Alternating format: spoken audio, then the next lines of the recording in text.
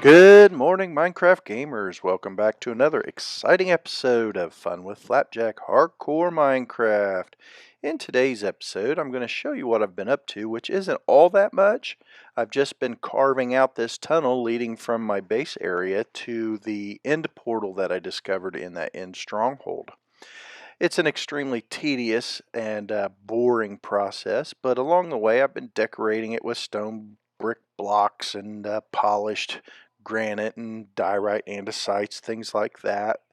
Tossing in some piston doors so that I can prevent the hostiles from making their way back up into areas I don't want them in. And then I did connect it to my underground dungeon castle area.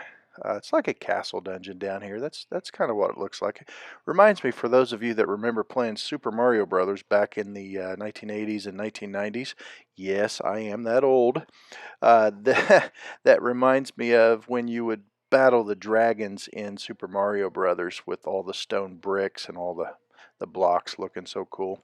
But anyhow, I've been mining this tunnel out, and it is a 8-to-1 ratio. I'm mining 8 blocks and moving forward 1 block. So it's such a slow and long, tedious process for me to get this all carved out that I did not want to do any kind of recording while I was doing it because, hey, we all mine. And it's not that great, it's not that exciting, it's not that fun. So why would I be sharing a video about mining through the underworld that I've created in my Minecraft world? Well, I wanted to remind us as players of Minecraft that we should be wearing our headphones while we play the game, because sometimes you'll hear things in your headphones that you won't hear just through your computer speakers. And of course, that depends on what type of computer you have.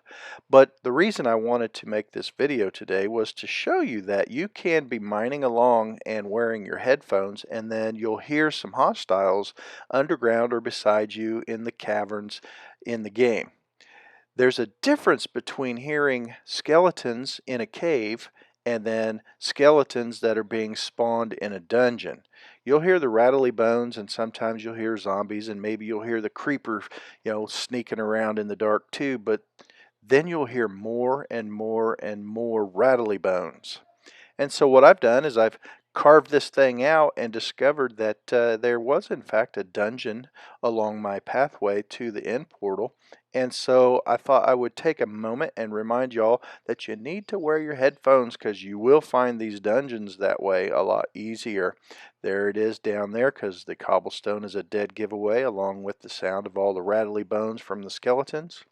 And so I duke it out with these skeletons so that I can light up the area with some torches and prevent the spawner from spawning any more skeletons. Then I can, of course, loot the chest, which sadly didn't turn out to have much of anything inside, but some of the dungeons do have some really great loot, so that's what you're after.